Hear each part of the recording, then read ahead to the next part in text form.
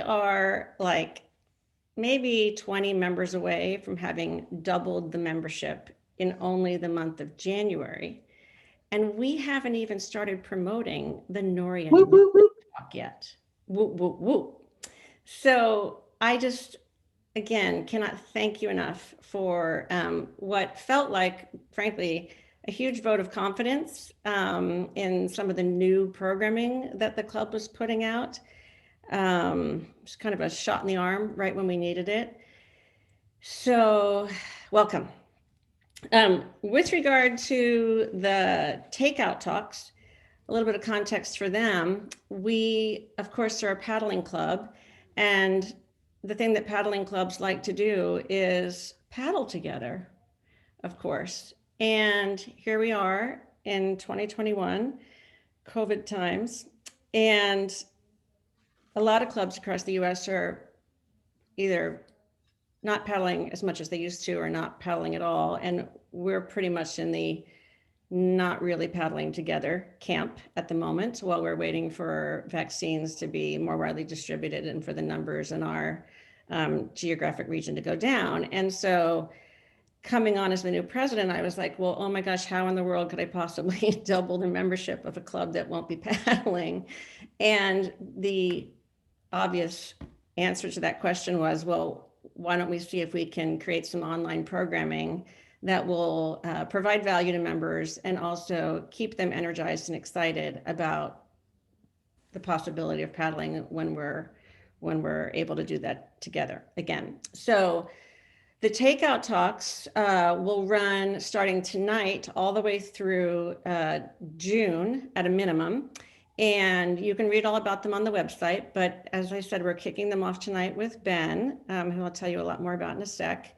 Right after Ben, next month, we've got Noria Newman talking to the club about conquering fear. And after Noria, we've got Rafa Ortiz, who'll help us give an award to a conservation organization here in the Pacific Northwest. It's something that we do every year. And Rafa's got a special spot in his heart for conservation efforts. So he'll join us to award the 2021 Conservation Award recipient, but also because Rafa has a special spot in his heart for running waterfalls, he'll give us a little waterfall running instruction.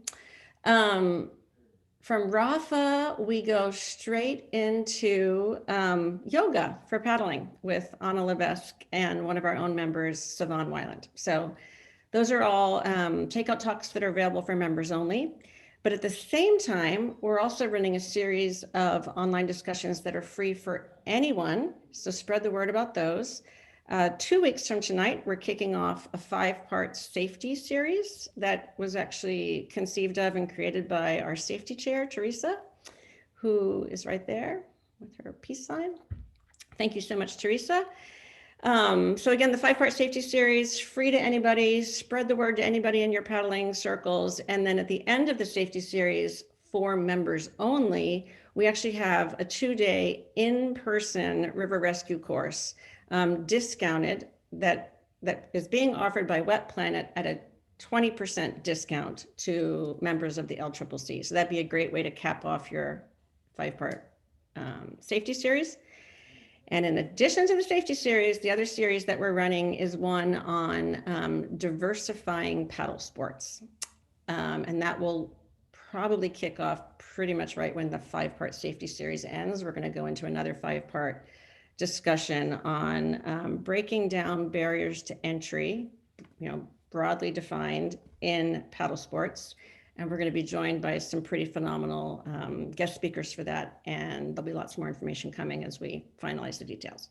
So those are the free things. The other, and I mentioned the river rescue, the 2-part river rescue. There's a link on the website to go ahead and sign up for that now. And I would strongly encourage you to sign up early if you're interested, because as we're bringing in so many new members, there are literally only 8 spots in that river rescue course. So if it's of interest, sign up now.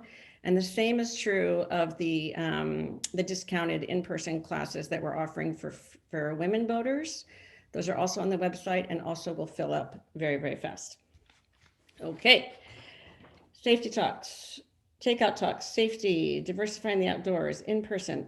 Oh my gosh, we welcomed so many new members in January, and I like to think that we welcome so many new members because you guys were super stoked about all the programming. But in the back of my mind, I think maybe you were also joining because we were giving away so many prizes in January for joining. We had this raffles running every week, and I promised the members that there would be one more raffle. And then I never did, the fun little raffle video that I've been posting on Facebook. So the raffle winners for the very last raffle that we did, we talked about Dan Jersnick. Yay, Dan, you won a really cool hat. Murray Johnson, you also won a hat. Sammy Fail, you won the $135 gift certificate to take a kayaking class. That's great, right? I thought so too. Yay! I think. Oh, Sammy, there you are. Sammy, look. Me, yeah. I pulled your name out of the hat, and you won this certificate, $135, class at what planet? And then Philip Jones, you won a T-shirt. Craig Nays, you won a T-shirt, and by chance, Leanne Owen, you won the pink one. Congratulations to our raffle winners. Okay, I think those are the primary things I wanted to say about the club. Ben, any second now, I'm going to let you share your screen, but I want to get you properly introduced and and I can't see you anymore. Oh, there you are. Where did Ben go? There's so many people on the line. Housekeeping. I'm going to any second now hand it off to Ben, and he's going to get himself organized and get into his presentation. And I just would ask all of you to be super duper doubly sure that you're on mute as Ben is doing his talk. And if questions come up for you while Ben is doing his talk, I would also ask that you type them into the chat feature. And so if you've never used that, there you are, Danny J. You're right next to David Poole. So chat, if you just go to the bottom, just toggle to the bottom of your screen, you'll see a little chat bubble, and you just type into it, and I will see your question come through. And we've got Ben's presentation broken up into sections. And so at the end of every section, we'll be able to field some questions about the section that you just experienced. So that's how we're going to do that.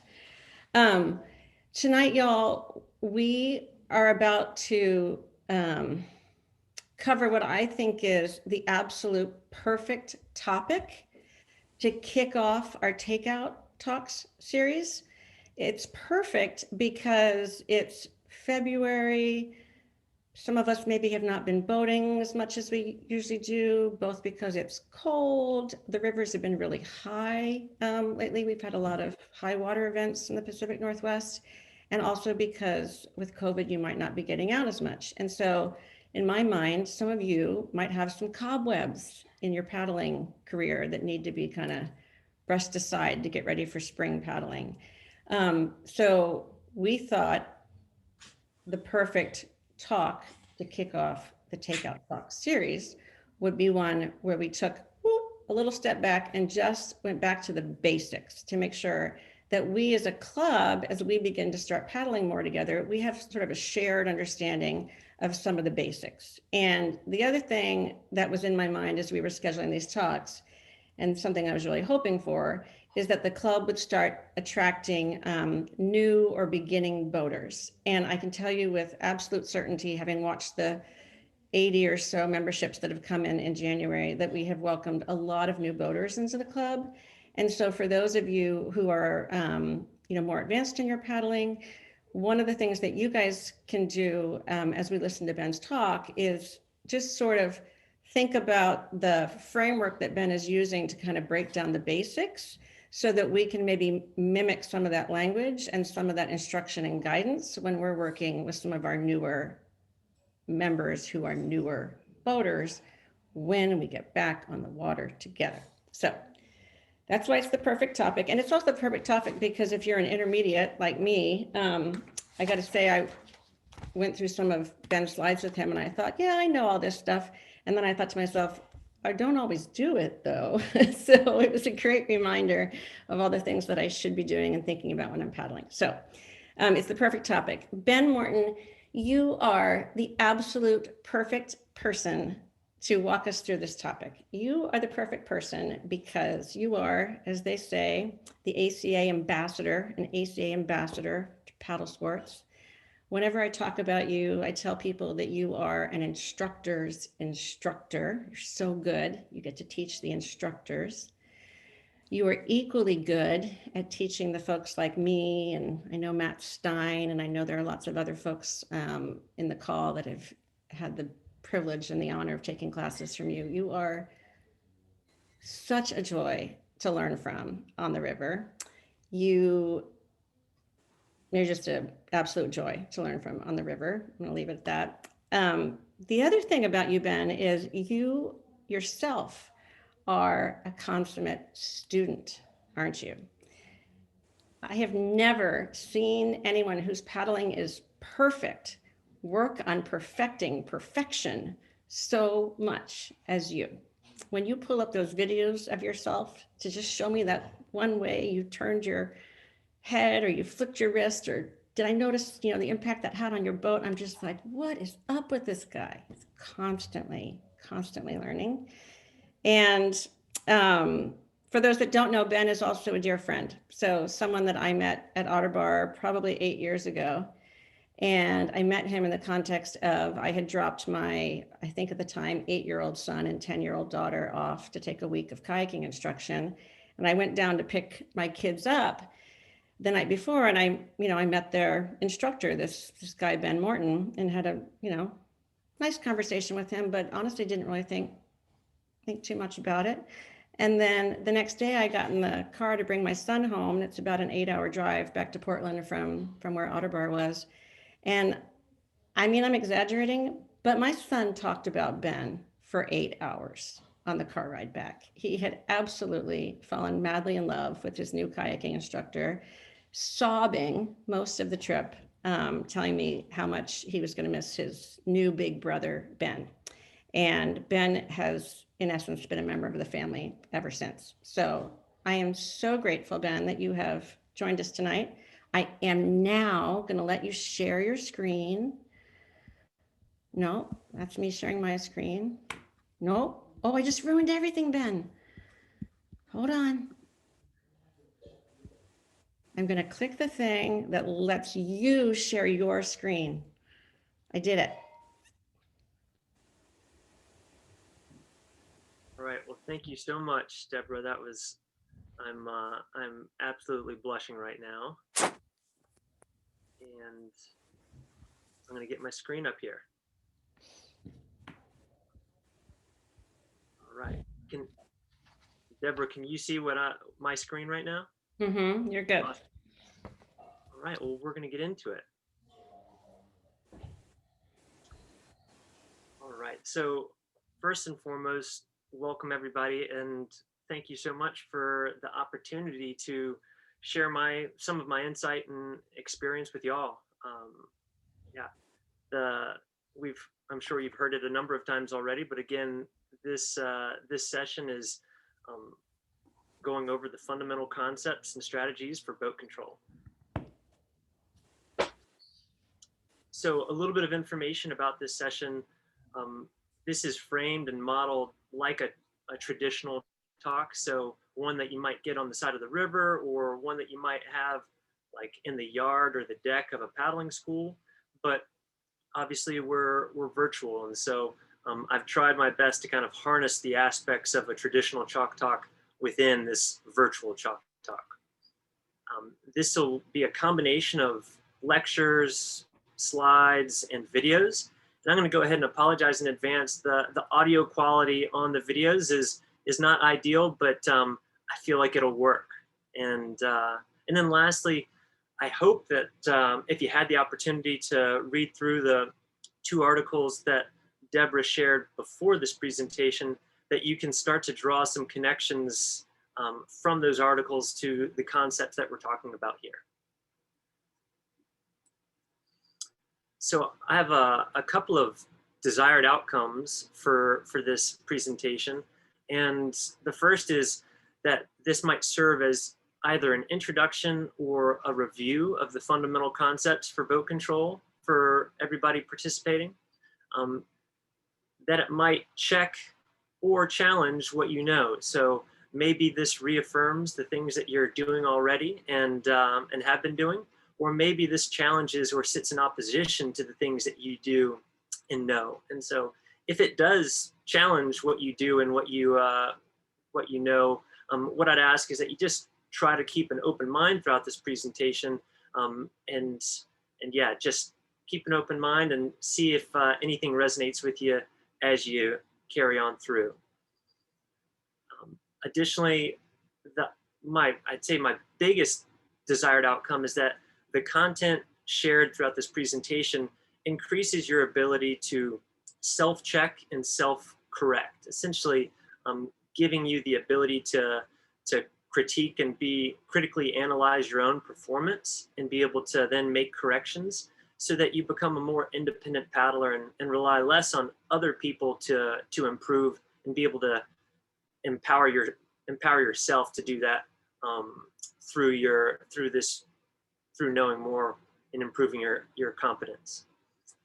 And then lastly, to just initiate and prompt reflection. So reflection of what you have doing as a paddler, what you're doing right now as a paddler, and then starting to kind of get some ideas about how you're going to improve moving forward.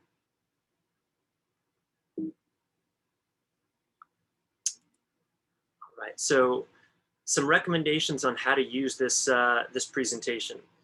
I would suggest, if you're new to paddling, just to let this session just sit back, watch, listen, and let this information kind of wash over you. It would be a lot to try to sit down and take vigorous notes throughout this your first time through, especially if this is brand new information. And hey, this is being recorded, so you can use this recorded video as a resource moving forward if you choose to. If you're an experienced paddler, this kind of ties back into what Deborah was saying. Again, I hope that you can keep an open mind, and that maybe some of the ways that I describe and break down some of these concepts can put words to things that you're already doing, and in that potentially serve as a resource for you to be able to explain what you do to paddlers that you're helping bring into the club and helping develop. A quick disclaimer: I'm always learning, tweaking, and refining my own skills and knowledge. I don't pretend to have any answers, really. I just have a lot of paddling experience. And I would say that this is information that I have garnered through working with a lot of phenomenal instructors, some amazing paddlers, and then just going out there and trying things out myself and figuring things out as I go. You'll notice that I deliberately avoid absolutes throughout this presentation. As a matter of fact, I go out of my way to speak in generalities at times. And that's because so often I've just seen exceptions to things that I've thought were absolute. And so the idea is that instead of thinking in absolutes, we are looking and using our judgment and decision making in everything that we do every time that we go out on the water. So I deliberately avoid absolutes, both in this presentation and then just in general in my paddling practice. All right, so now for the good stuff, getting into the meat and potatoes here.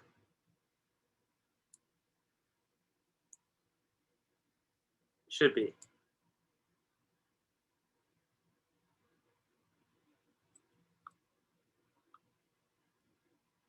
All right.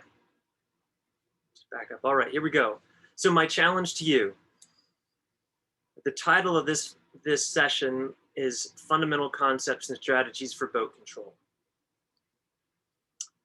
How this Chalk Talk reviews these concepts is going to be through discussions around how to enter and exit eddies.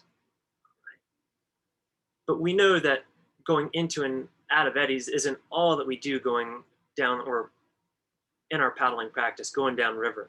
And so my challenge to you is to listen and observe and try to identify how these concepts come up in other aspects of your paddling. All right. So just kind of keep that in the back of your head as we go through this presentation. And then we're going to come back and revisit this challenge at the end of the presentation.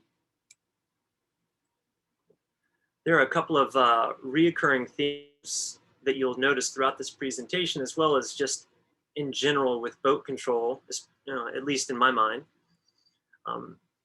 There is the theme of planning and identifying desired outcomes. Essentially, I really emphasize this because by planning and identifying desired outcomes, we can then set ourselves up to better critically evaluate how we did. So if we didn't have a plan and we didn't have a specific outcome, it's going to be much more difficult to figure out what things went well and what things we could continue to improve on.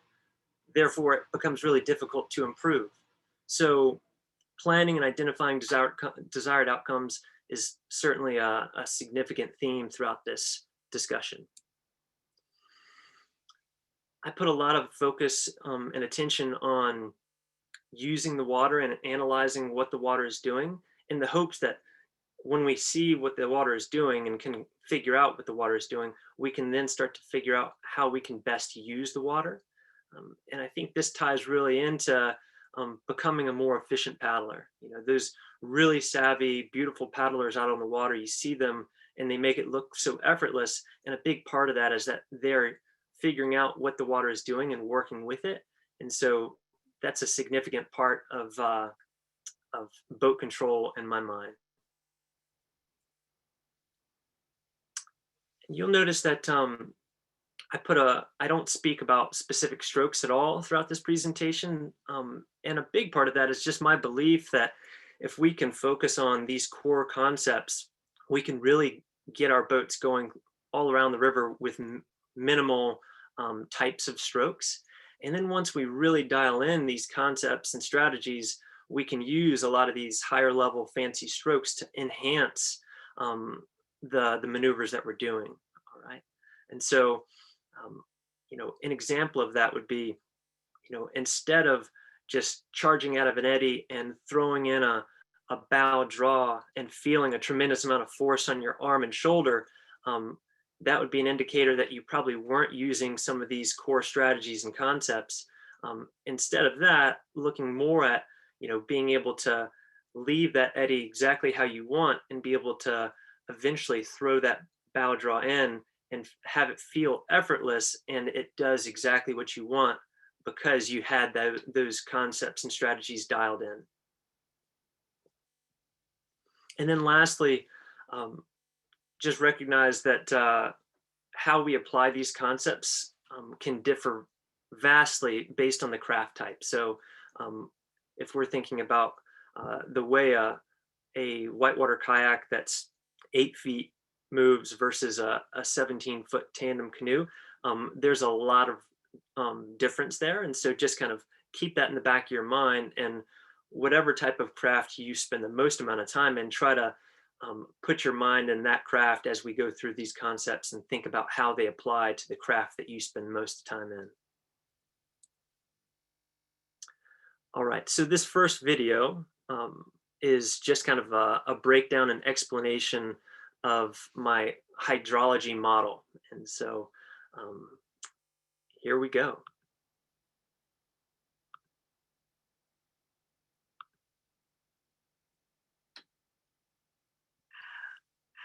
All right, crew. So this video is meant to just break down our model a bit and hopefully make sure that it makes sense for everybody. And so first and foremost, let's just talk about the crafts that we're using. So we've got a kayak here, and the white tape is supposed to represent the bow or the front of the kayak. And then here I've got my green canoe, and again, the white tape is supposed to represent the bow of the canoe. We've got my somewhat dirty yoga mat here. It's seen a lot of riversides and camps along the years, but it's going to serve as our river model right now. And so you can see the big blue arrows represent the flow of the current. So that means that up here is the upstream, and the water is traveling that direction downstream.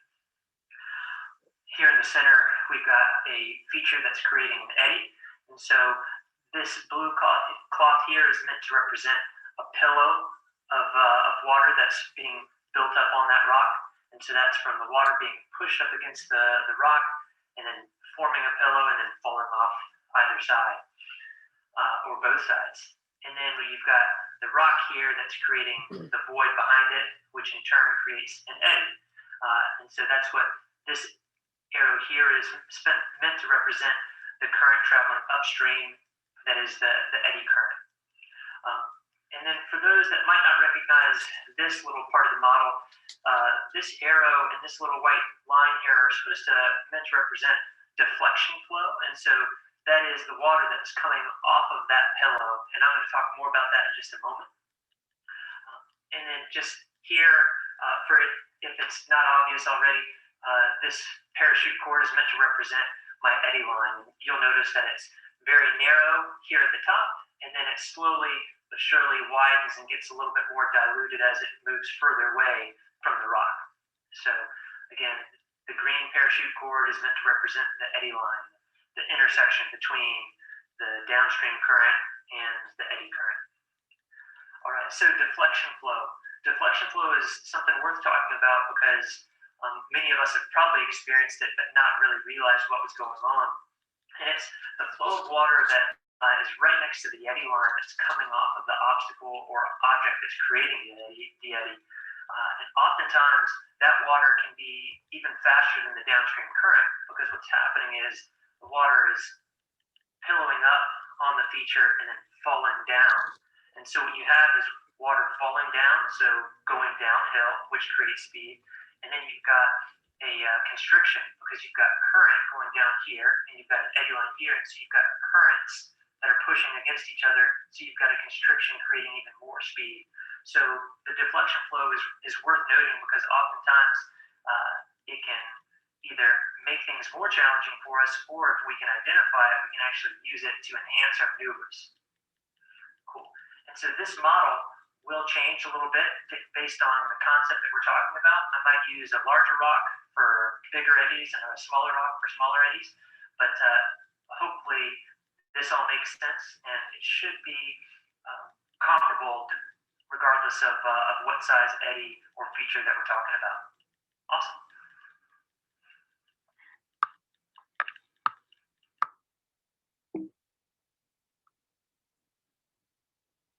All right. Deborah, do we have any questions so far? We are good on questions. We have no questions. Awesome.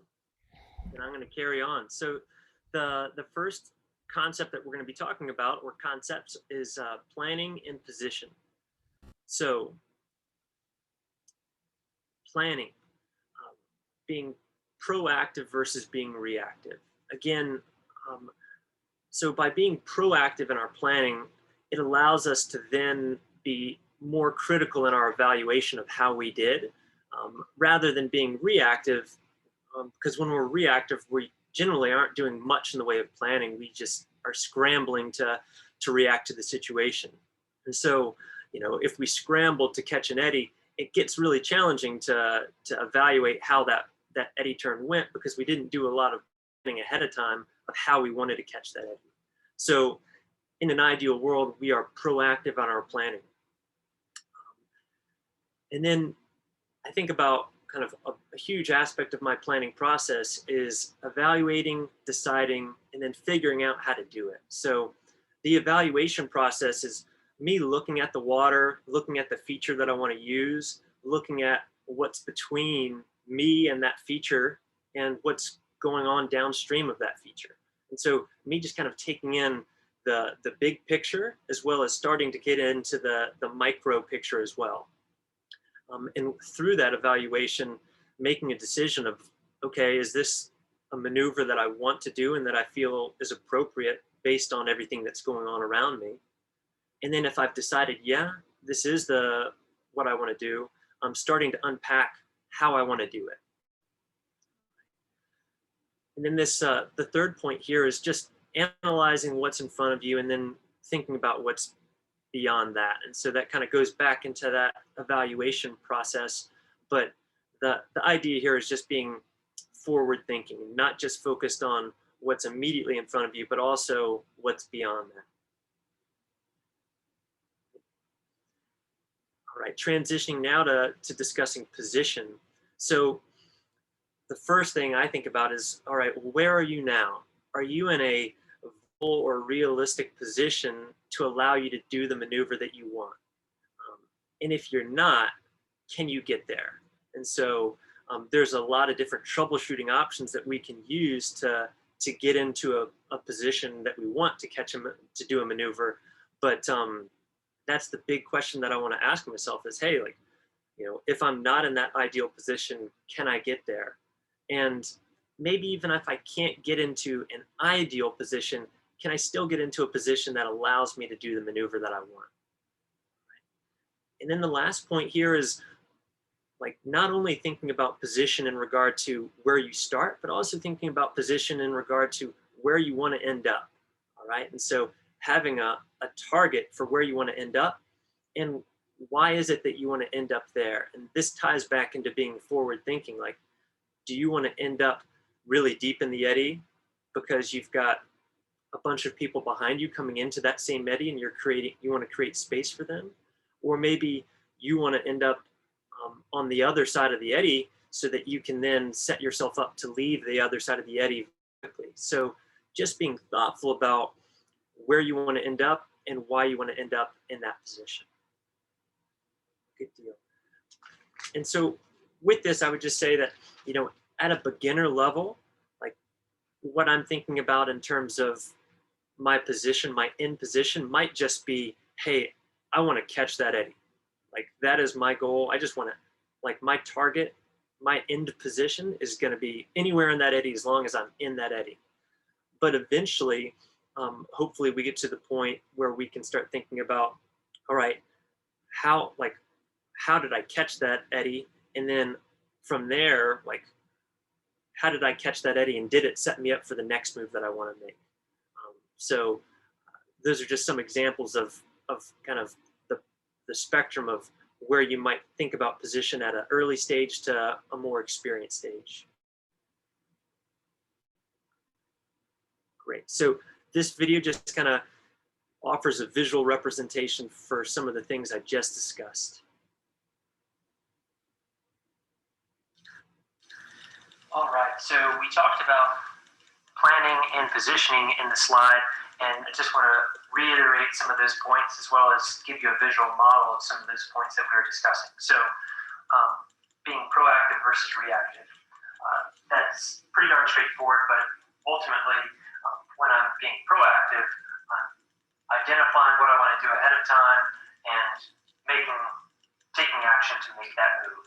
All right, and that allows me the ability to critically evaluate what it is that I did and how I want to potentially improve that.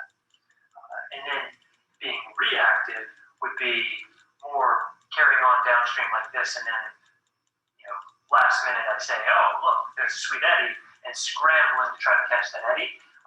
And even if I'm able to catch that eddy, it's probably never going to look quite as sweet as it would if I had been able to plan that out ahead of time.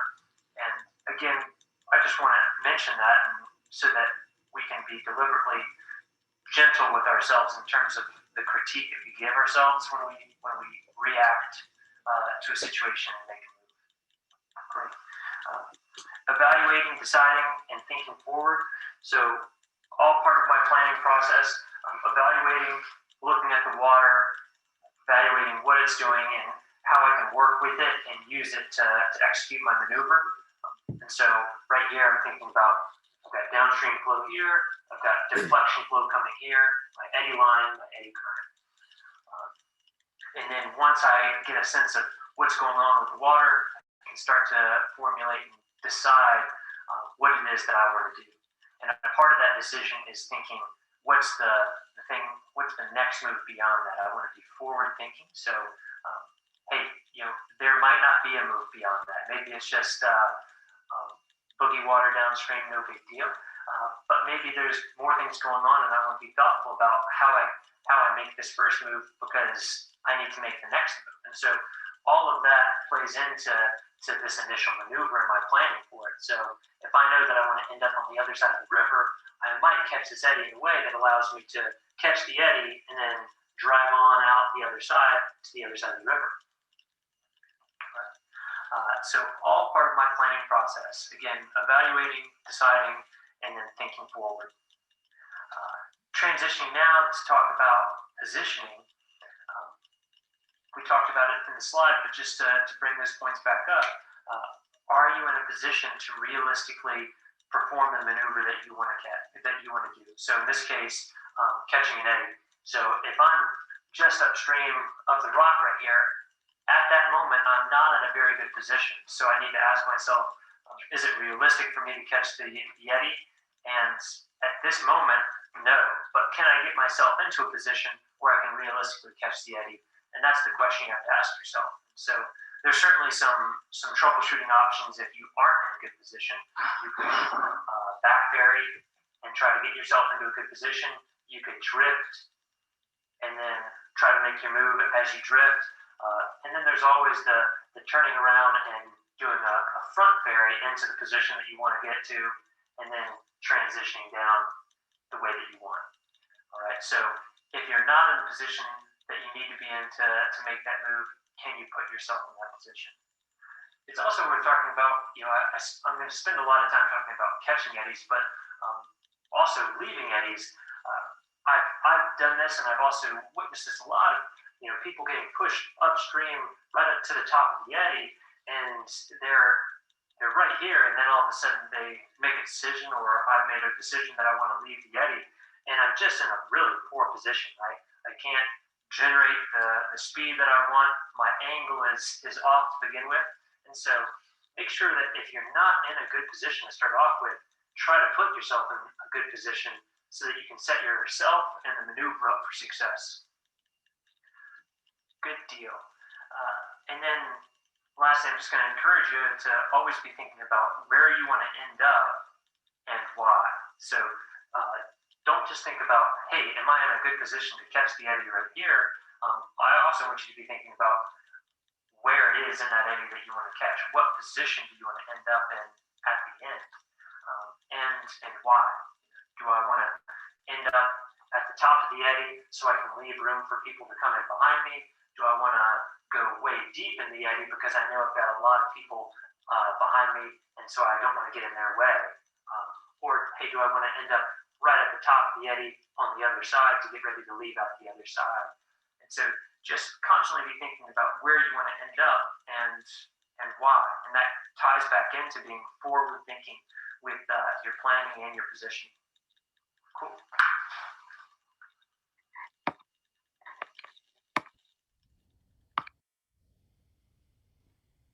All right, Deborah, do we have any questions at this point? You are good, Ben. I think people are being forward thinking, and I bet they're gonna hold their questions to the end. That works for me. All right. Okay. So, You're doing great. awesome. So transitioning now to our next concept, which is angle, specifically boat angle. And so I think it's important to differentiate two types of angles here. And the first is your angle of approach. And your angle of approach certainly correlates to your starting position. But essentially, your angle of approach is whatever angle you need to adopt to get your boat to end up in the place where you want to cross that eddy line. So whatever angle you need to set to get your boat right there in position to cross that eddy line. All right. And that's regardless of whether or not you're catching the eddy or leaving the eddy. You need to have an angle of approach that puts you in the place where you want to cross the eddy. And that could very much differ from your angle of entrance. And your angle of entrance is going to be that specific angle you set as you cross the eddy line and enter that new current. And your angle of entrance should be based on your desired outcome, like how you want that new current to affect change on your boat. So, keeping it really basic right now, essentially, the more of the side of my kayak that I show to that new current, the more force I'm going to have on the side of the kayak, and the more it's going to want to turn. So if I show less of the side of my boat to that new current, then it's not going to make as an aggressive turn. And so I kind of categorize my boat angles in two general categories, and that's conservative angles and aggressive angles. And so a little visual representation of those here for you. So a conservative angle would be one that's got enough angle to get across to punch through the eddy line, but essentially has such a subtle angle that as I enter that new current, the boat doesn't make an abrupt turn. It does more of a gradual arcing turn. Whereas an aggressive angle, on the other hand, is somewhere between 45 and 90 degrees of boat angle going across that eddy line. And the idea there is that I'm deliberately showing more of the side of my kayak to that new current so that that current pushes my boat and helps me turn more quickly, right? So we'll talk more about this in the next video, but also a couple of common questions in regard to boat angle. Is there such a thing as too conservative? Totally. I'm sure that many of us have experienced that. You know, trying to go into or depart an eddy with too conservative of an angle usually results in us getting denied by the eddy line and getting pushed back into the current that we started off in. And so, yeah, you can certainly have too conservative of an angle. And then in regard to too aggressive, what that can look like is that if you have too aggressive of an angle, sometimes that will result in your boat turning more quickly than you anticipate. And when that happens, that can leave us sometimes quite unstable or potentially flip us over. Another thing that can happen with too aggressive of an angle, and this also ties into speed, is that your boat can get turned on the eddy line rather than actually getting into that new current and letting that current turn the boat. The eddy current, the eddy line current can turn the boat, and you can find yourself in a very unstable spot being on that eddy line. And so, yeah, is there such a thing as too conservative and too aggressive? Certainly. And then how about ferrying into eddies? Do I ferry into eddies? Absolutely. But I would say the big thing that I drive home is when you're doing any of these maneuvers, you should be identifying where you want to go. And hey, if I want to catch that eddy and that eddy line, it makes sense for me to be able to just skirt across it with a ferry angle, then I'll make a decision, okay, I'm going to do it. But I want that to be deliberate. I don't want to be just unknowingly ferrying into eddies. I want to make a conscious decision. And hey, if I'm ferrying into an eddy and that eddy line kicks me back out into the current, then I need to know, like, hey, I need to make a change. So maybe the next time I try, I'll ferry part way over, and then I'll deliberately let my angle turn downstream so I can better drive into that eddy and cut across that eddy line. And then the last common question kind of goes back into deflection flow. And, you know, a lot of people, I mean, when I first got introduced to the concept, I was kind of scratching my head saying, deflection what? And essentially, hopefully, that breakdown in the video made sense for you. But when I look at an eddy, you know, most eddies have some sort of deflection flow, but how strong that deflection flow varies quite a bit. Oftentimes with smaller eddies without a lot of flow in the current, you don't even experience it. You don't even really feel it. But if there is a deflection flow, you need to essentially start to analyze and say, well, how strong is that deflection flow? And start to anticipate the effect of that deflection flow on your boat, and start to think about, okay, when I enter that deflection flow, when I'm getting close to that eddy line, like, I need to be prepared to guard my angle, because I know that deflection flow is going to want to, you know, push me downstream or deflect my bow downstream. And essentially, I just want to be prepared to adjust the angle of my boat for any current that I'm going into. So if I'm in the main flow and I want to catch an eddy, I'm going to be anticipating changing my angle based on the deflection flow that I have to paddle across, and then the eddy current that I'm going into.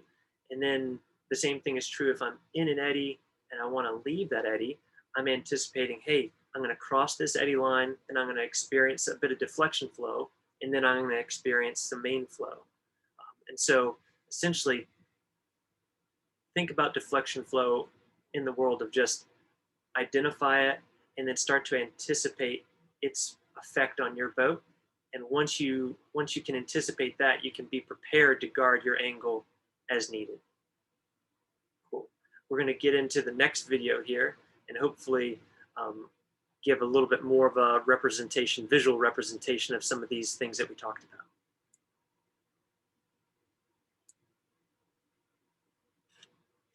All right, crew. So now we're talking about angles, boat angles. And so angle of approach and angle of entrance. And so the angle of approach, like we talked about in the slide, is essentially whatever angle I need to adopt to put myself into a position where I can catch the eddy that I want to catch. And so that might mean being at a ferry angle and ferrying over until I get close to the eddy and then changing that angle. Or it could mean starting here and maintaining a consistent angle all the way through the process. But where this approach angle really comes into play is how we interact with this deflection flow. And so as I'm paddling over with my angle of approach, what I need to anticipate is that deflection flow, if it's a substantial flow there, and be able to guard my angle with whatever necessary paddling strokes that I need to take, or be able to adopt an angle of approach, anticipating that deflection flow is going to push my bow downstream. And so thinking about your angle of approach in regard to the water and the currents that you're paddling in.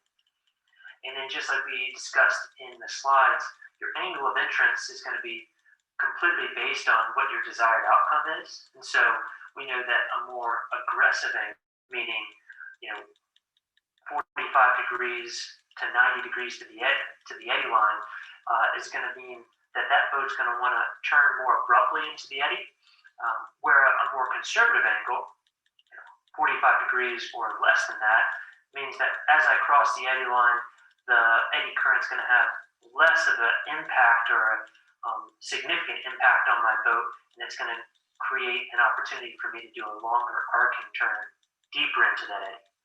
All right, so again, I'm just speaking in generalities here with conservative and aggressive. There's a lot of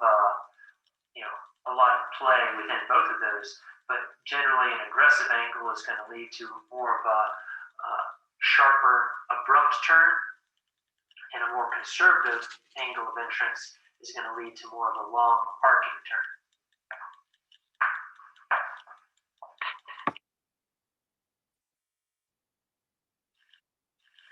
Right. Lastly, when we talk about angles, I just want to talk a little bit about leaving eddies as well. And so what we know is in this situation, we've got a significant deflection flow here. So when we decide that we want to leave the eddy, we have our angle of entrance because we're entering a new current. And right here, we need to actually have two angles in mind. And so we need to have an angle in anticipation of the deflection flow, and then I need to have an angle in anticipation of my main current, because we can see that the deflection flow is going at a different angle than my main current. And so I need to have an angle to set myself to get across the deflection flow. That's what I want to do. And then reset my angle in anticipation of this new current that I'm about to enter. If I'm just looking to make a sharp turn, I can use this deflection flow to help me. And so my angle of entrance might be an aggressive one, and I'm just going to let that deflection flow turn me downstream and carry on down.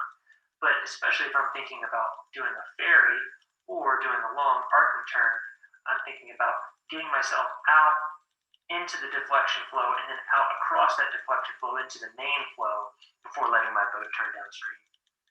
So we need to be able to identify that deflection flow and be able to change the angle of our boat as we get across that deflection flow and start to enter the new current.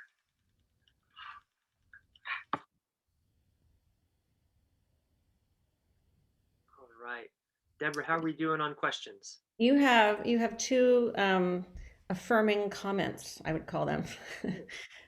So we've got Matt Stein saying that Ben, one important thing that you taught me was to make sure the eddy line is not turning your boat as you enter the eddy,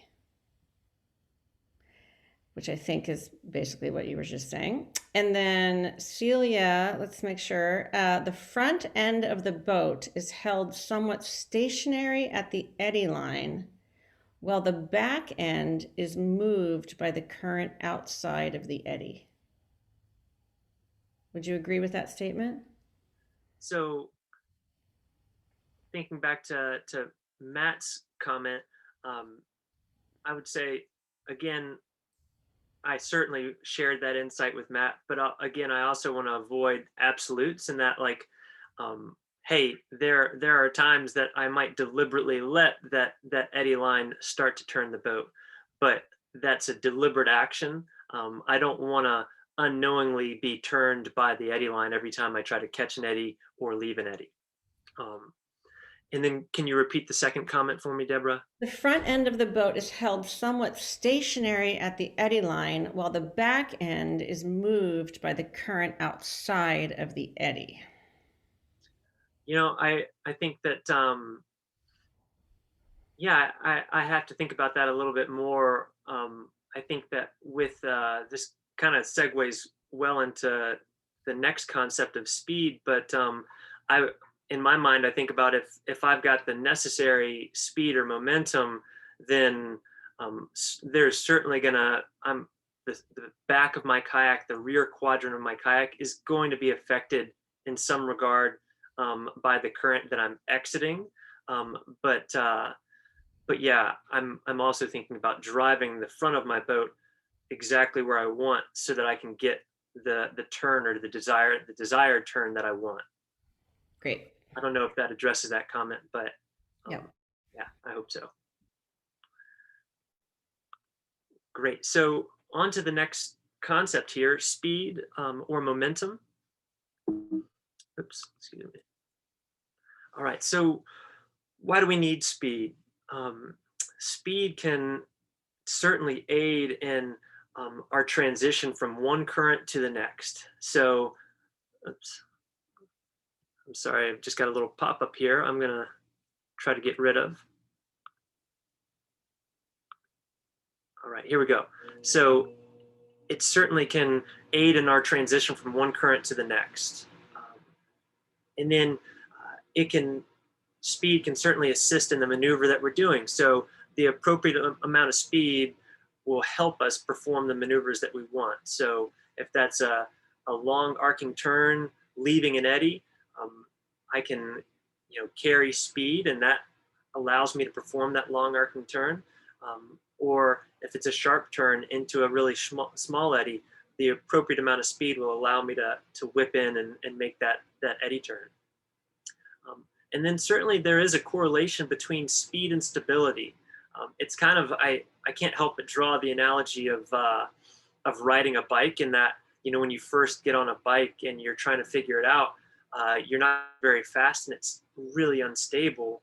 But as you start to get the hang of it and you're able to pedal, you gain stability. And I think the same thing is true in a kayak. And so, especially as a beginner paddler, when you're thinking about, going across this current and entering an eddy or leaving an eddy into that fast moving current, you can become quite anxious, but there's actually enhanced stability with a certain amount of speed. And then with that, I think that when we carry speed, we can have some more predictable outcomes. So if I'm trying to leave an eddy and, I'm not carrying enough speed and I flip over on the eddy line or somewhere near the eddy line, it's really challenging to kind of unpack exactly what made me flip over. However, if I've got some speed and I paddle out and cross the eddy line and then I flip over, I can much more easily diagnose what happened. And so having an appropriate amount of speed can help us with predictable outcomes and also help us figure out what's going on and and change and improve those things.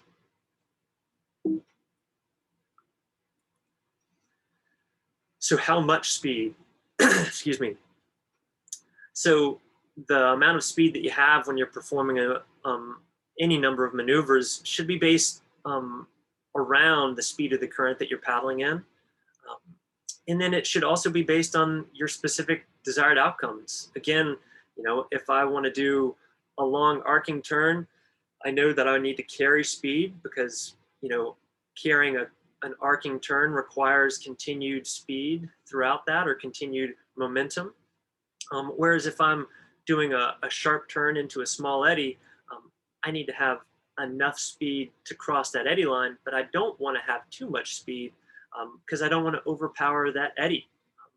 And speaking to my canoeists, especially if you've spent time in a tandem canoe, you're in a low volume river, you're very, very aware of how easy it is to overpower eddies. And so you need to really be thoughtful about the amount of speed that you need to perform the maneuver that you want.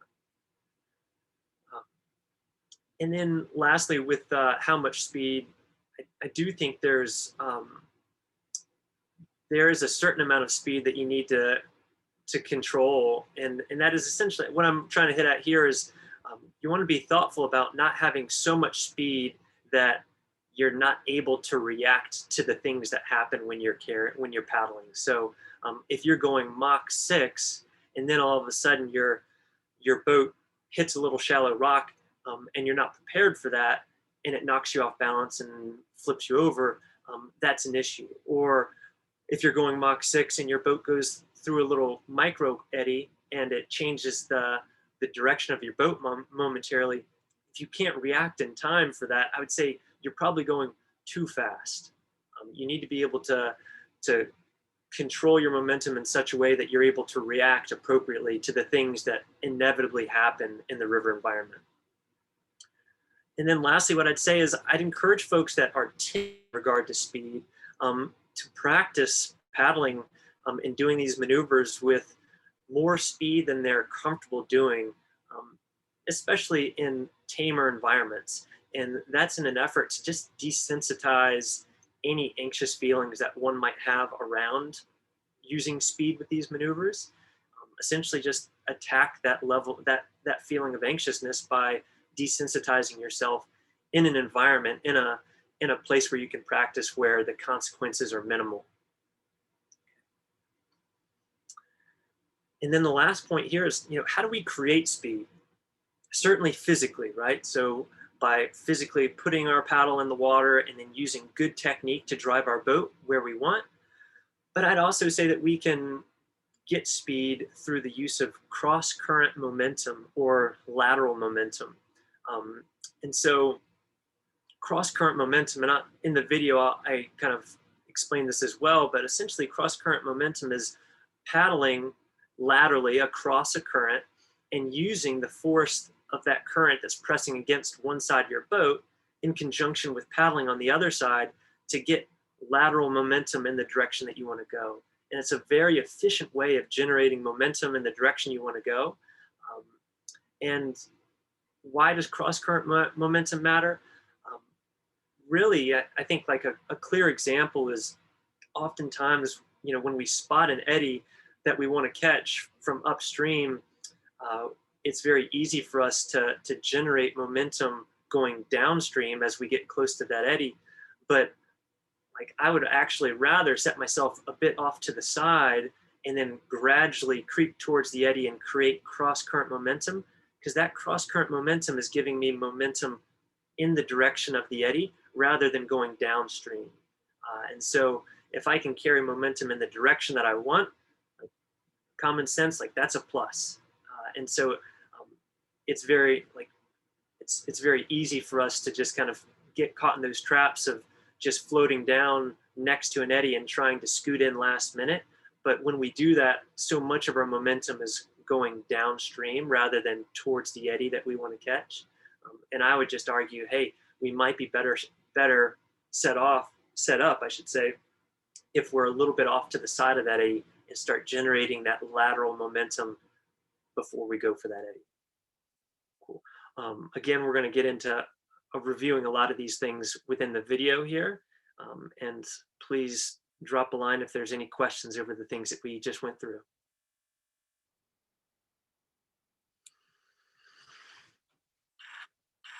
All right, crew. So in an effort to build on what we discussed in the slide, just want to talk a little bit about speed and the concept and strategies around speed. So we've got a larger eddy here now. And so in this example, in this feature, I'm thinking about carrying more speed in an effort to go deeper and further into that eddy. So if I'm paddling, I'm going to carry speed. And I know that if I want to make a longer arcing turn, I'm going to have more of a conservative angle of entrance as I cross that eddy line. And then I'm carrying speed in an effort to go deeper and further into that eddy. Okay. On the other hand, I need to be really thoughtful if I'm looking at a feature like a small eddy like this, because it's very easy, especially if you're in a longer tandem canoe, to overpower that eddy water, and if you carry too much momentum, to just blast right through the eddy. And so in those situations, I'm going to be considering doing some deliberate drifting and just letting the current take me downstream, and then just applying a bit of acceleration towards the eddy right when I need to, so that I don't have so much momentum that I end up going through the eddy. Another option would be to identify this eddy ahead of time and go ahead and position myself into a front ferry position and just gradually ferry over towards the eddy, and then adopt an angle that I want as I get close and scoot in, or just kind of slide into that eddy. All right. So again, momentum control, controlling your speed is going to be key, and it's going to be based on what it is that you want to do, whether it's making a turn into a small eddy or going into a big eddy. And again, these are just generalities, but they are good kind of concepts to have in the back of your head. Can you go super fast into a small eddy? Absolutely. But you just want to be able to have the appropriate angle and the appropriate edge so that you can make your turn happen, so that you don't blast through the eddy. Good deal. Additionally, thinking about how we create speed in the river, I know that we create speed physically, so paddling hard, but we can also create speed or use the water to help us create speed by generating cross-current momentum. And so if we can start to build cross-current or lateral momentum in the direction that we want to go, as we paddle, we have forces that are acting on our boat. So we've got downstream current pushing against our boat. And if we're taking strokes on the downstream side right here, we're getting forces on opposing sides of the boat, which accelerate me even more in the direction that I want to go. So rather than having my boat, cruising downstream and then just trying to accelerate my way into eddies, that's all fine and good, but a more efficient way would be to try to generate that lateral momentum towards the eddy, because I can get more force and speed for less energy if I'm able to harness that cross-current momentum. So if I'm thinking about linking moves going from one eddy to the next, I'm thinking about, instead of just letting my boat turn downstream and then trying to scramble to catch this eddy, I'm thinking about trying to ferry across and then gradually letting that angle go. And that way, as I'm making this move here, I'm getting that force hitting the side of the boat, and I'm generating cross-current momentum into the feature or across the feature that I want to go to.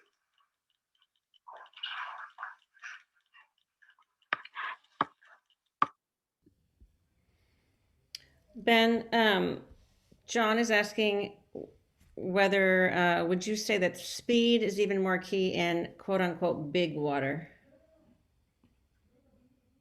Speed is certainly very important in big water, in that, just in my experience, it's very easy to find yourself getting pushed around in big water. And so being able to assert yourself and drive your boat where you need to go, then opens up the possibility of performing not only just surviving big water, but performing the maneuvers that you want in that setting and in that environment. Great. Cool. right. Great. So on to the last concept that we're going to be talking about here, and that is edge or boat tilt. And so a quick word on edging. So why edge? I'm sure most of us have experienced this when you first get into the river environment in your kayak or canoe, and you're going from one current into the next current, and your boat begins to change directions, your boat begins to turn.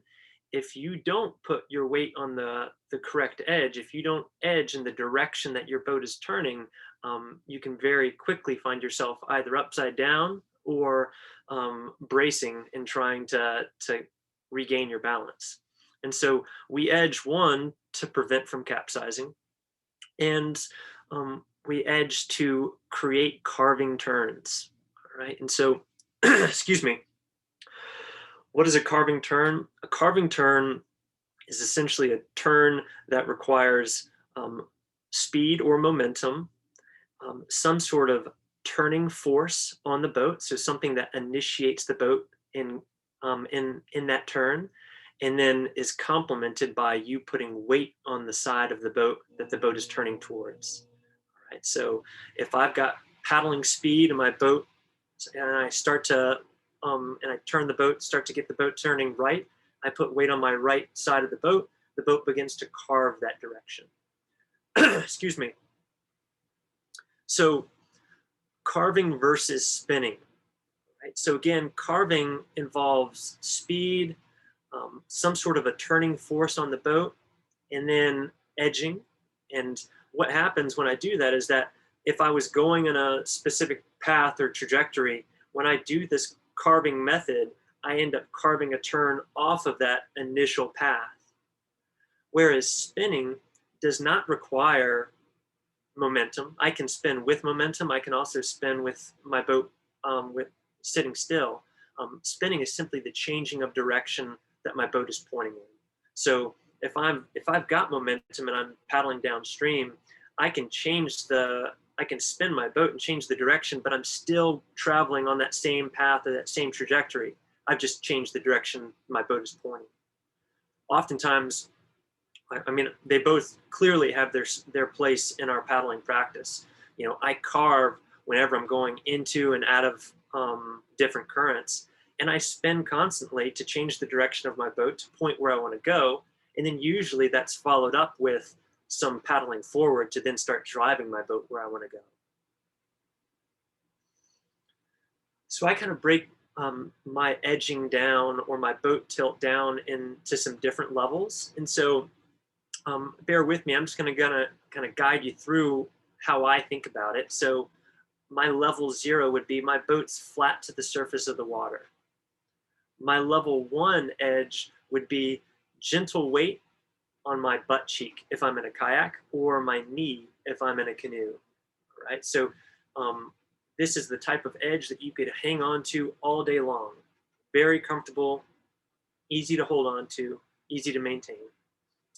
Level 2 is going to incorporate more weight on that side of the boat, so more weight in either that butt cheek or that knee, and then engaging your thigh strap, or your thigh brace, I should say, on the other side of the boat gently so that you can increase that edge. All right. So if we're in a canoe, you're weighting the knee and then starting to lift up on that thigh strap or that bulkhead. If you're in a kayak, you're weighting that butt cheek and engaging that thigh brace on the other side to start increasing the level of that edge. And then my level 3 would be a more extreme edge where I've got a significant amount of weight on my butt cheek or on my knee, and I'm really engaging aggressively that thigh brace or that thigh strap or bulkhead so that I've got an extreme edge. That being said, even my level 3 should be an edge that I can control without needing to brace. Because the second that I'm having to brace to maintain an edge, I'm no longer able to be proactive and productive in driving my boat where I want it to go. I'm instead being defensive and reactive. And so if your level of edge requires you to brace, I'd encourage you to tone it down a bit to where it's something that's more sustainable for you throughout that maneuver. And then I would be remiss if I didn't talk about offside edging. What I'll say is that so many of these maneuvers can be performed edging on your offside. And offside edging can open up a whole new world of opportunities in the river environment. That being said, I would strongly encourage you to really dial in and master your onside edging before you start to experiment with the world of offside edging, because oftentimes when you start dabbling in the offside edging, there is some upside down time that goes with that. And so I'll leave the offside edging at that for now. All right. And then the last point I want to talk about is timing of edging. And hey, like, it matters. Okay. So if I'm unknowingly edging too early, some of the things that could happen would be, hey, and if I'm thinking about catching an eddy right now, going into an eddy, if I'm unknowingly edging too early, I could get pushed further downstream than I want to, and end up catching that eddy quite low. I could potentially get pushed. I could potentially just get pushed downstream and not catch the eddy at all. I could potentially capsize because I'm edging in the downstream flow and it's catching my upstream my edge. And then you could also just simply get turned on the eddy line rather than getting into that new current and letting that new eddy current turn the boat. And so these are things that can happen if you're unknowingly edging too early. And if you're unknowingly edging too late, like, it's somewhat predictable. If you unknowingly edge too late, oftentimes that's going to result in being very unstable or potentially flipping over, because as the boat begins to turn, the new current piles up on the side of your boat and wants to flip you over. Right? So a general timing recommendation for me, again, emphasis on general, would be, like, what I look for is I look for the front quadrant of my boat in the new current. So, the front quadrant of my boat is across the eddy line and in the new current and is starting to be affected by that current. That's like, as soon as I feel that current start to hit my boat, that's when I know, put that boat on edge and let that turn begin to happen. And so I'm looking for that front quadrant of my boat to start, to be across that eddy line and into that new current. And I'm feeling for that new current starting to push on that front quadrant of the boat. Ideally, you're looking where you want to go, but I'd say, hey, as you're starting to apply some of these concepts, like, it's okay to look at the front quadrant of your boat and make sure that it's across the eddy line, as you kind of aim to time your edging appropriately. Now, and this kind of goes back to what Matt Stein mentioned earlier, is like, there are times where I knowingly edge early, and that's because I want my boat to turn perhaps on the eddy line or just past the eddy line, because maybe the eddy is that small. All right. But again, that's a conscious knowing decision. Like, I've made a decision ahead of time saying I'm deliberately going to edge my boat early so that that eddy line turns me rather than waiting to get across into the eddy. And then, hey, there are times where I knowingly edge late, but the key thing with that is that if I'm knowingly going to delay my edging, that means that I need to make sure that my boat doesn't start turning. So an example of that would be if I'm leaving an eddy and I want to do a really conservative front ferry, I don't need much edge or potentially any edge to make that happen. But the second that my boat starts to turn, I certainly need to be prepared to put the boat on edge, because the second that the boat starts to turn, that's when those currents start to hit the side of the boat and it wants to flip over. And so those are just some examples of how timing matters and how unknowingly doing these things can be an issue but certainly deliberately and knowingly applying an early or late edge can work out just fine as well. Right. So again, a lot of these concepts or a lot of these points are reiterated in the video, and I hope that it's beneficial for y'all.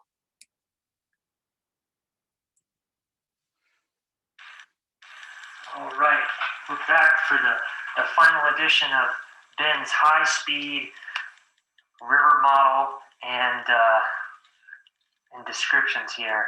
So talking about edging, just want to reiterate a couple of points that we discussed in the slide. So first, do we need to edge? And so again, it's tricky. What I would say is that as soon as we get into a new current, if the boat begins to turn, then yes, we need to edge in the direction that our boat is turning to avoid a capsize. However, if we're entering a new current and we can prevent the boat from starting to turn downstream, then maintaining or holding an edge isn't as important. I'd argue that with a conservative angle upstream, the boat can be relatively flat and we don't need to be concerned about capsizing. But the second that the boat begins to turn downstream, as soon as that happens, we need to edge in that direction to avoid the upstream edge of our boat getting caught by the current and flipping over. So again, if the boat begins to turn downstream, then we need to edge in the direction the boat is turning. And if we are performing a ferry or just trying to stall ourselves and hold position, we can keep the boat flat or relatively flat and not be concerned about catching an edge. Now, when we're performing when we're leaving an eddy or we're catching an eddy, when can you stop edging? And so in this case, if I'm leaving the eddy, I can, once I start turning downstream, I can stop edging once that turn is complete. Okay. If I am leaving this eddy and turning downstream and I flatten my boat early, at that moment, the downstream flow can catch the side of my boat or the stern of my boat and at the least make me unstable and at the worst, capsize me. And so unless you're deliberately flattening the boat for a specific outcome, I'd say maintain that edge until that turn is complete. All right. And the same thing is true when I'm going into an eddy. As I'm going into the eddy, I put the boat on edge, and then I'm going to hold that edge until that turn is completed. Good deal. So the last point that I just want to talk about with our model here is just edge timing. And so what I believe is that when I'm paddling across the current, I want to have a little bit of edge to my boat because, hey, I'm moving slower than the current is going downstream. And so I'm going to have a little bit of edge to my boat. And then certainly if I'm crossing a significant deflection flow, I want to account for that deflection flow and give that some edge.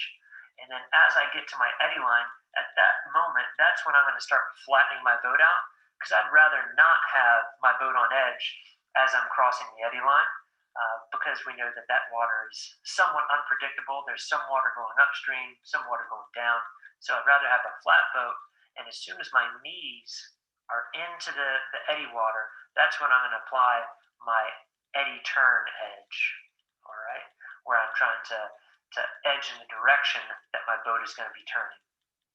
All right. Cool. If there's, like in a small eddy like this one, if there's not a significant deflection flow, I'm not as concerned about thinking about the edge prior to the eddy, but certainly as soon as I get into that point where I'm crossing the eddy line and my knees are in that good eddy water, I apply that edge and carve that turn into the eddy. Cool. Right. Okay, Ben, you have generated some questions. Okay. I questions for myself too. Go for it. Well, we have 3 just on offside edging. So, one more. Hold on. So Greg Kimsey, who hopefully picked up his Zet throw bag raffle winner off my front porch this morning, Greg asks, offside edging is encouraged in sea kayaks. Why is that? So hold that thought for 1 second, because then Kurt says, please clarify offside edging. Is it the same as offside roll side? Question mark. And then David Poole is also saying, I'd be curious where one might want to use offside edging. And I suspect David Poole is asking that in the context of whitewater kayaking. So Greg wants to know what's up with offside edging in sea kayaking. Mhm. David's like, why would I use it in whitewater kayaking? And Kurt is curious what it actually is. Cool. So offside edging is often used in the world of sea kayaking for a variety of maneuvers, but it's used a lot as one means of carving turns in sea kayaks, and a lot of that has to do with the length of the boat and the design of the hull, and that edging in the counter, or I guess for us in the river environment, in a counterintuitive way, doing an offside edge allows that boat to turn oftentimes sharper than doing an onside edge in a sea kayak. And so um, it it's much more prevalent in the world of sea kayaking. It also, the sea kayakers use it in a variety of um, contexts, whether it's battling a strong wind coming from the side, in a number of other contexts as well. But yeah, it certainly is used a lot in sea kayaking. But I'd say there's some correlation between the two, sea kayaking and whitewater kayaking, but I would say it's an, a lot more difficult in a whitewater kayak because of the design of the boat. Um, where would I use it in the world of whitewater? I would say that, like, offside edging, you could say is kind of a, I wouldn't say a precursor, but has correlation to stern squirts, where I'm deliberately dropping my offside to to get that stern to bury and do a stern squirt. And so there's correlations there. And then what I'd say is that by edging on the offside when you're going into a new current, you're putting you're changing the shape of your boat in the way that it's reacting to that current. And so how it reacts to that new current is going to differ than how we are talking about edging on our onside. So it changes. I think that generally what I've found is that an offside edge can lead to quite a sharp turn. But again, like I mentioned before, experimenting and playing with offside edging often results in some upside down time too, because figuring out how much edge to use, often you end up having water build up on that edge and flipping over. And then, go ahead, Deborah. Well, and another question coming in, is offside edging the same as dropping your upstream gunwale? Is dropping your, I'd say, this is in the world of canoeing, yeah, edging or gunnel, this is essentially, we're thinking about how we go into different currents, specifically right now thinking about going into and out of eddies. And so traditionally, whichever direction our boat is turning when we go into or out of an eddy, that's the side of the boat that I'm going to be applying weight to. So that's the side of the boat I'm putting my weight on and edging. And so when I say offside, I'm saying we actually are going to put our weight on the opposite side of the boat, which, based on the things that we've talked about, would lead most people to think, okay, well, then you'll just flip over. But with enough experience and skill, you can control that edge in a way that allows you to perform the same type of carving turn that we were talking about earlier, but the shape of that carving turn is going to differ than what it would be if you were using your onside edge. And again, like, this is stuff that I'd encourage folks to play around with, and even in flat water, you can practice this by paddling forward, get your boat turning in one direction, and then edge on the outside of that turn and try to keep the boat turning, try to keep it carving. And then when that's starting to work quite well for you and consistent, apply it to gentle eddies in the river. But be prepared. There might be some upside down time in that process of learning. Awesome. You should bring us home, Ben, just because of the time. Yes, indeed. All right. Okay, so, oh, sorry, y'all. Quick recap. We talked about a couple of themes: avoiding absolutes, analyzing and trying to use the water, and avoiding being stroke centric and rather focusing on these concepts. We talked about being proactive versus reactive in our planning, and kind of consistently and constantly scanning and planning, constantly looking up and thinking about what's going on downstream and planning accordingly. And then also asking ourselves, like, when we see a feature that we want to use, is it an appropriate feature for the maneuver that we want to do? And sometimes that's an easy yes, and sometimes that's a more difficult question to answer. We discussed position. So again, where do you want to end up and why? And where are you now? And if you're not in that ideal position, can you get there? We discussed two types of boat angles: your angle of approach and your angle of entrance. And within angle of entrance, we used two general categories of conservative angles and aggressive angles. And whatever angle you adopt to go into that new current should be based on your desired outcome. It should be based on how you want your boat to react to that new current. We discussed speed. So within that, analyzing the speed of the current that you're paddling in and the speed of the current that you want to enter.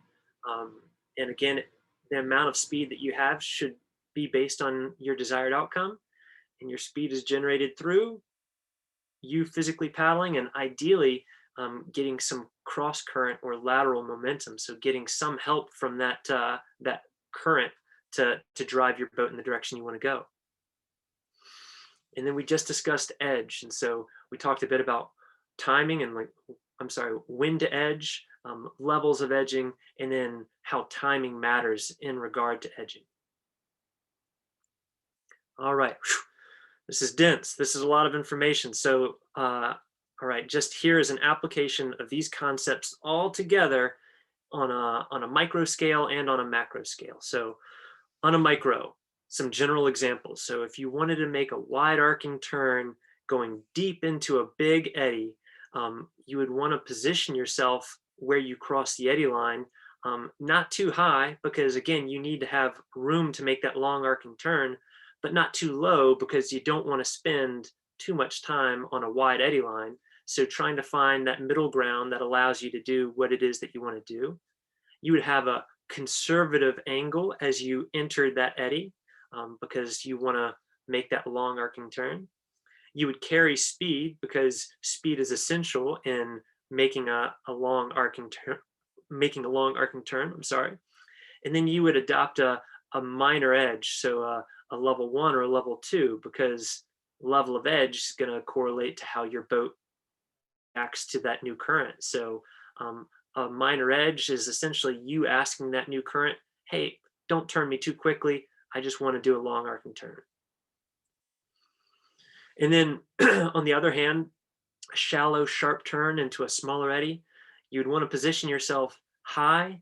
So you'd want to cross that eddy line relatively high, but still with enough room so that your boat can complete that turn. So it doesn't just go banging into the rock or whatever's creating that eddy.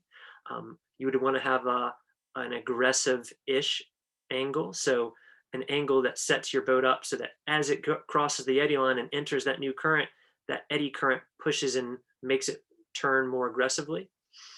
And then again, being mindful of your speed. So a small eddy, you want to make sure that you're not overpowering the eddy water and that you don't just blast through the eddy and either hit the shoreline or just go through and out the other side. And so having the appropriate amount of speed for the current and the feature that you're using. and then you'd have a more aggressive edge. So level 2 or a level 3, because again, now as you cross that eddy and enter that new eddy current, you're asking the boat to make a sharper turn. So you're going to give it that edge to make a sharper turn. So now on the macro level, application of these concepts on the macro level. Go back and think about the challenge that I kind of presented at the beginning of this session. And, you know, through all this dense conversation about all these concepts, I hope you're able to kind of keep that challenge in the back of your mind. So, you know, how did it go? You know, were you able to were you able to think about these concepts and apply them to other things in your paddling? If not, if all you got out of this session was a bunch of information that will hopefully lead to you being better at catching eddies and leaving eddies, like, that's awesome. Like, if that's all you leave the session with, you are winning. But if you can draw a connection of these concepts to all of, or so much of your boating, to all of the things that we do out on the river, then I would say you've won, because these concepts are applied in so many of the things that we do, whether it's catching a wave, you know, catching your first wave. If you're in an eddy and you see the wave and you want to catch it, using these concepts can put you on that wave and put you in a position to catch that wave. If it's moving laterally in a rapid, if it's making a move from the left to the right so that you avoid a hazard downstream, like, application of these concepts will do that. Will allow you the knowledge to be able to do that. Or if it's flawlessly sticking a must-make boof, like, these concepts I apply whenever I'm doing, you know, these advanced maneuvers in the river environment. And so my hope is that these concepts can go beyond just what we talked about in this session of catching and leaving eddies, and actually kind of connects to the most of the boating that you do. So just as kind of a quick wrap up, some session benefits and limitations. So one of the benefits I would hope would be, if it's new content, hey, maybe this is new and exciting stuff for you. And if it's not new content, maybe it's just a different take on what you already know. I'd say one of the limitations is that, like, even as I go through this information, I'm just thinking, man, this is a lot. And so there's a lot to think about. It's a lot to consider. But again, a reminder, this is a recorded session. I hope that this can serve as a resource for folks to look back on, to kind of check up on things, and yeah, that it serves as a long-term resource for you. And then one of the limitations that this is the foundation. Like, there's so much more. We didn't talk about weight distribution and how that can affect change. And we didn't talk about, hey, changing your edges, the level of your edges within a maneuver. And so there's a lot more. And so this is just, again, hopefully foundation level stuff that gets us a really solid foundation to build from. So get creative, get out there on the water and try the stuff out. And hey, I encourage you to, prove me wrong. Take these concepts and apply them. And if you like say, hey, I'm calling bogus, like, by all means, get in touch with me. I would love to hear like what's challenged you and any pushback you have against some of the things that I've said, because hey, that'll make me think deeper about these things and go out and try some stuff as soon as the water thaws here in Vermont. And yeah, let's not be armchair armchair critics. Let's go paddle and figure some things out together. I hope and I encourage folks to try to adopt a problem-solving approach to your paddling. So I see this often. I feel like it's just ingrained in rock climbing, where climbing is just constantly you're trying to figure out and problem solve to get up this route. But I think that a similar approach can be really beneficial for our paddling. So a problem-solving approach essentially gives us intrinsic motivation and drive to continue to figure things out. And so the way that we adopt this approach is go out and look for problems, seek opportunities to practice and to challenge yourself. And then, if you're getting denied, get excited about that, step back and figure out what's going on and keep on working on it, to try to solve that problem. Find those opportunities to challenge yourself. And the last thing I'd leave y'all with is I just really encourage you to identify goals for yourself so that you have a direction that you want to work towards, but also identify what you want out of paddling. Because what that essentially allows you to do is to take action and put yourself where you want to be.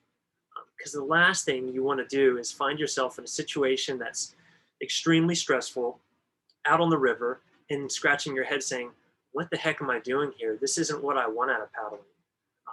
And so, the way that you avoid that is by taking time to reflect on what it is that you want out of paddling, and then put yourself in those situations. So if what you want out of paddling is spending time with good friends on low stress rivers, put yourself there. If you want to continually progress and continue to challenge yourself, surround yourself with a group of people that you trust and put yourself in those situations where you're continually testing yourself. But make sure that your actions are in line with what it is that you actually want. It's very easy to find yourself in precarious situations if you don't do this. And then lastly, I just say, we've talked about a lot of things, a lot of concepts that I hope you'll go out and practice, but I'd say find a balance for yourself, a healthy balance of focused practice and then just lighthearted fun with friends. Because too much focused practice can certainly lead to burnout, and that's the last thing we want. We want to create, a lifelong, habit and hobby of getting out on the water with friends. And so practice, but find a balance that works for you, where there's balance of practice and of just going out and enjoying time with friends. Whew. Thank y'all so much. That was a lot. Thank you so much for your engagement and participating. If you have any questions, feel free to contact me directly. That's my email address, ben@precisionpaddlesports.com. Other amazing resources that are out there. Tom DeCure's movie, Essential Boat Control, that's on Vimeo. I think you can rent it for $2. You can buy it for $5. And that's, a video that is like, Tom does an excellent job at actually modeling all the concepts that we talked about in the context, in the river. He's not using a little wooden boat and a dirty yoga mat. He's like doing it in these beautiful rivers. It's a pleasure to watch, and it's really, really beneficial. Kent Ford has some amazing resources as well. His DVD Breakthrough, which you can stream online, is really great. And then his solo playboating, which is not really playboating, it's solo whitewater canoeing. That DVD is also an amazing resource for whitewater canoeing. Other canoeing specific resources, Andrew Westwood is a Canadian-based canoe instructor, and he's phenomenal, and he's got a YouTube channel that's got some really great videos on that. And so I'd encourage y'all to check out these resources, and then this is great stuff to do kind of in the shoulder season, but definitely get out there and get some time on the water and apply these concepts and figure some things out for yourself. Cool. Thank you so much. Ben, thank you. Do you know how to, I bet you do. Can you unshare your screen? Yes, I can. I feel bad for you that you're not seeing all these comments pour in. It's just one comment after another. Ben, thank you so much. Ben, thank you so much. Ben, that was so great. Ben, that was so great. So I would love to bring you back into the main room. You need to produce an instructional video. You are the master. Oh, guess who just said that to you, Ben? Who's that? It was none other than Tommy DeCure. You need to produce an instructional video. You are the master, sir. Wow. Big praise indeed. If folks, we are super duper running late just because there was so much to get through. And I'm so impressed with all of our new East Coast members who are hanging tight and still with us. I know people have got kids to put to bed and work projects to finish up and Netflix to watch. But if anyone wants to unmute themselves and ask a question, Ben, do you have a little bit of time for a question or two? No, I'm all jacked up on caffeine. I'm fine. Maggie saying definitely learned some tips on how big eddies are different from small eddies. Well worth staying up for. Thank you. Thank you so much. Tied together a few concepts for me. Yeah, Ben, just lots of comments pouring in. I, for one, I'm going to start working on using the cross current momentum more. I know that I am guilty of not doing that. I kind of like to slip into eddies on the right hand side of the river. I'm going to start charging from the left. You guys can hold me to it. I know, Hey, Teresa. Ben, I'll pop in here. Yeah. The question I had about speed earlier kind of is coming back to some advice you gave me the last time we paddled together, which was to get more comfortable playing in class 3 and then class 4 rapids and so on. But the problem now is I've gotten so comfortable doing that when I start tackling harder rapids, I'm taking some of those same habits of like slowing down and like looking for things to play in, even though it's things that are maybe a little over my head and then I don't have the speed that I want going into bigger features. So that was why I asked that question.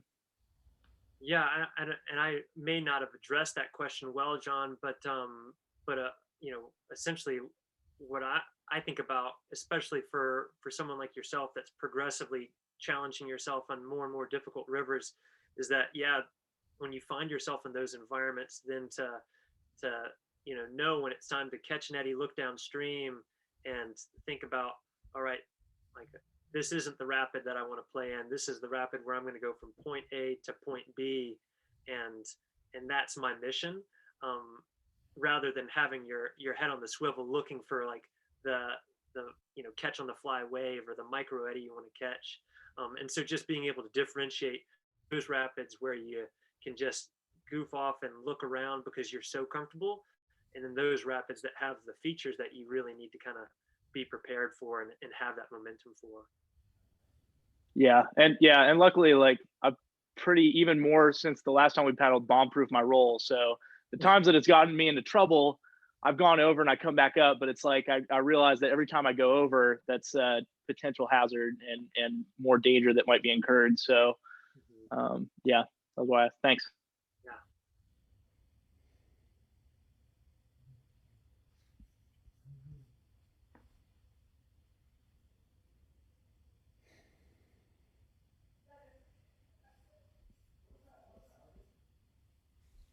I just wanted to say that the deflection flow, just having a name for that current coming off the side of the rock, that's beautiful.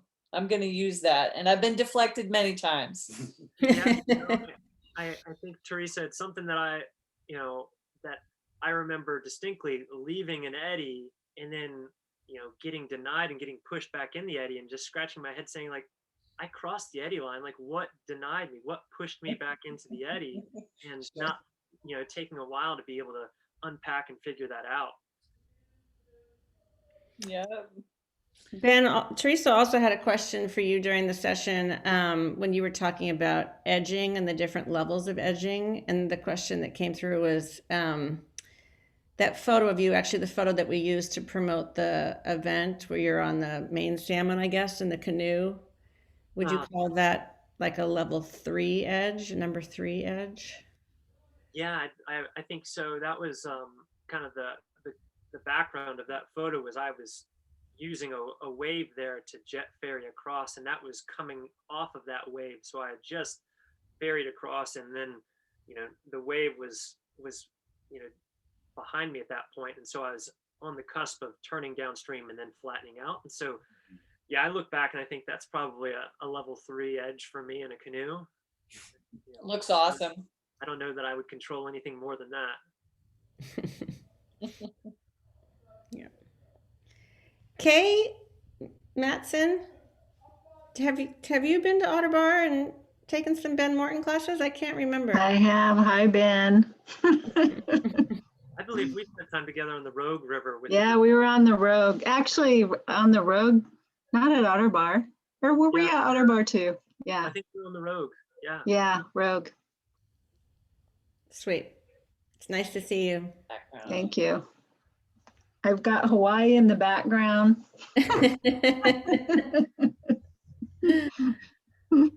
Dreaming. Thanks, Ben. Yeah. Thank y'all. Apart from questions for Ben, anybody who's still with us and willing, you might also share anything that you learned or something that you're going to work on after. I did actually have one, if nobody else is going to jump in. I had one more on offside. I was one of the ones with questions on that. Sure. Offside edging. Yeah. And the question was, with the tight turns, were you specifically talking about boats with slicey sterns turning into an eddy, basically doing like a slalom turn in the eddy? And if not, is there instances where you would use an offside edge coming out of an eddy other than a stern squirt? So there are instances, I'd say, that like, hey, in like the traditional river running boats that we see nowadays that have quite a lot of volume in the back, like I, for one, I'm not trying to carry that stern. Like I would probably wreck my back in a lot of things if I even tried. And so when I'm talking about offside edging, like sure, you can do a slalom or pivot turn by deliberately dropping that edge and bearing the stern, but you can also do offside edge turns without bearing the stern and just carving turns on your offside, John. And so are there situations where you want to do that? Potentially. I think that first and foremost, I'd just say, practicing it in flat water and kind of understanding, hey, paddling forward, getting the boat turning in one direction, and then gently applying like a level 1 edge on that offside, and then continuing to paddle gives you a sense of, okay, my boat does carve when I hold that offside edge. But then when you introduce that into the dynamics of river current, it can get very tippy. But certainly I will say, there's probably a lot of great video footage of people doing it, but in that video that I recommended of Tom DeCure's, he's got excellent video of him carving across eddies, going in one side and out the other on his offside, and that gives an awesome visual representation of that maneuver. Cool, thanks. Come back to Virginia, show me on the Potomac. Yeah, it's a good place for it. John, I'm just curious, are you familiar with the video that Ben just mentioned, Tom's video? I am not. I'll be checking it out. Yeah, 100% check it out. There's a link to it off the LCCC website. And cool. I think maybe what we'll do is when we circulate the recording for tonight's session, we'll also include those links again. Awesome. One more time. Yeah, it's Thanks. Super. Dan Jersnick, what are you going to do different next time you paddle? What am I going to do different? Have more fun. You're gonna wear your new hat. I'm going to wear under my helmet, I guess. Yes. Yeah. How about yourself, Deborah? What are you going to do different? I'm doing the cross current momentum thing. I'm going to be all about that. Yeah, I think I might have to do the offside edge, the little eddy-esque turn. Spend some upside down time, as Ben says. Oh, that'd be good for me too. Hopefully, I come back up.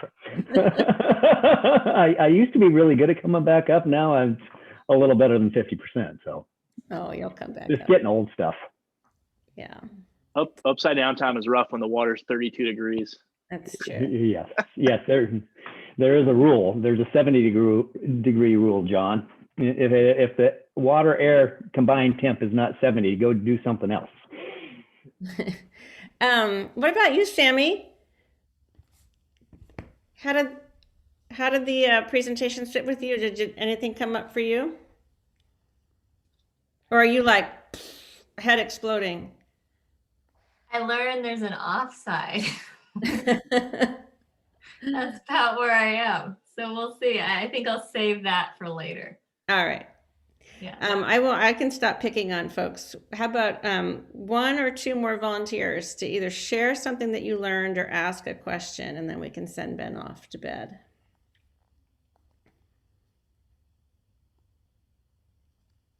Oops. Okay. All right, I got one. This is Will. Hi, Will. Ben, the deflection flow is a great concept in eddies, and frankly, I wasn't even aware of it, but now that you mentioned sometimes you get kicked back, yeah, it happens. The place where I've noticed it most is when I'm trying to catch a surf wave and I don't have an aggressive enough angle. In fact, it just happened a few days ago on the Sandy. Deborah was watching me. and so I didn't have aggressive enough angle. And if I had been looking at the flow a little bit better, I would have seen that, oops, it's flowing a little bit different direction than I thought. And of course it rejects me, the whole, the wave rejects me. And like, oops, well, maybe next time I'll get my angle right. So I see that as deflection flow as well. Yeah, that's a great point. I think that, the reoccurring theme, much of this is just really thinking deeply and looking and analyzing what the water is doing, and that informing so much of what we do. And I know that for me, getting more, skills as I progressed as a paddler, I started focusing on using these skills so much rather than thinking about the water first and then how I'm going to use these skills. And so I think that more and more over the years, that's just been hammered into my head, mostly through direct feedback from the water that I need to pay attention to the water. Right. Thanks so much. Yeah, absolutely. Thank you. I actually have just one more thought, and that is that the idea that you plan your moves and that you specify a desired outcome makes you accountable. Did you achieve what you planned or did you not?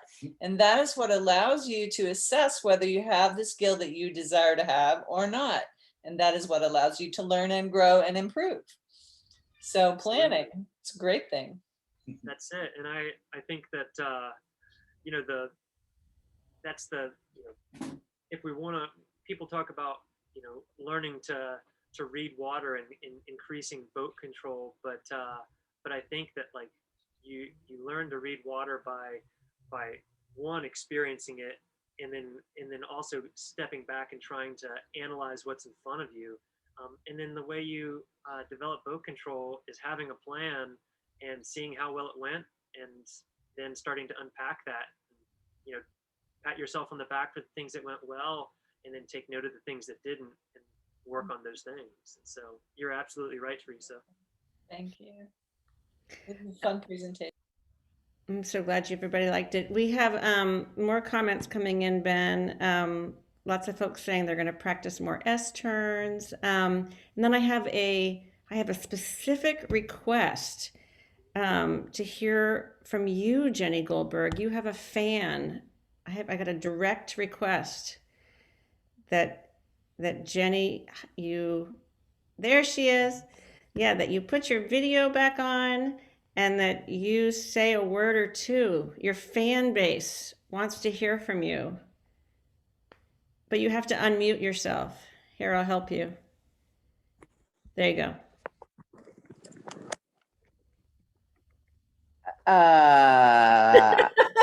I'm not quite sure what, well, I would add this, that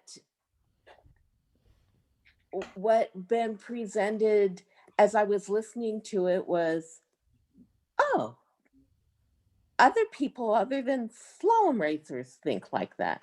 Mm-hmm. I thought maybe it was a slalom race training, not so much that one races, but that I trained to pretend like I was one, I guess, I don't know.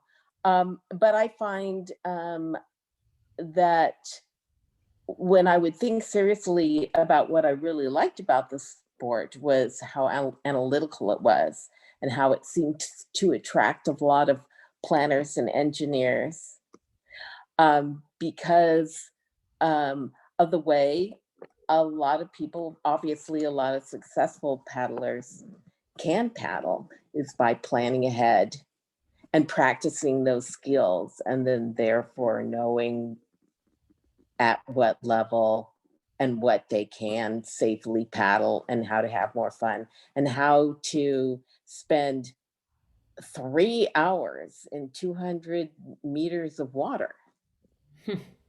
Just practicing those things over and over again. You're like, did I just do the same move 20 times and have a huge smile on my face? What's my problem? But you know, eddy turns are fun.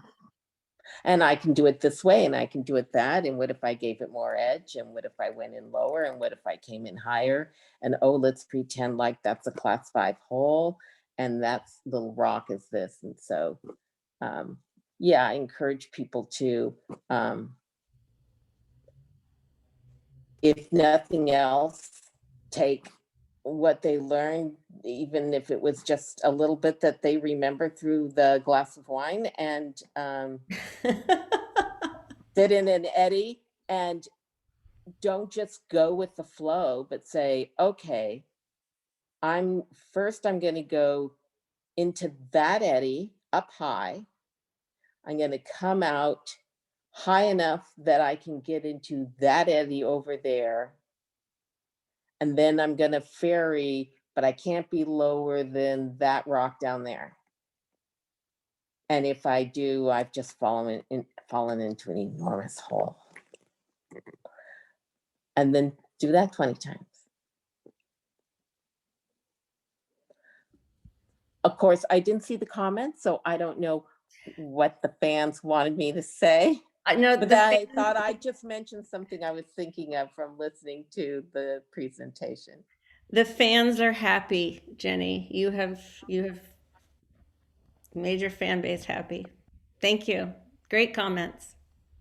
It's nice to see you as well. Thank you. So, to everyone who persevered to the bitter end, thank you so much for joining us. Ben, you have, you along with Jenny, you now have a big fan base out here in the Pacific Northwest. So thank you so much. You have kicked off our series phenomenally, set us up for success on the river, success as a club. As soon as we're past this COVID period of our collective history, I hope to see you back out here. Thank you so much for the opportunity, Deborah. This was a real treat. It was, yeah, made me sit back and think really deeply about these things. So thank you so much. You're so welcome. All right. Good night, everyone. Oh my gosh. For anyone who's still with us, Mark really wants you to sign those waivers and get those back into him. So if you, I was like, Mark, we're optimizing for joining, not waivers. And he's like, I need the waivers. So get your waiver in if you haven't already. Ben, have a good rest of your evening. And we will see you on the river, as they say. Bye, everyone. Good night. Thank you.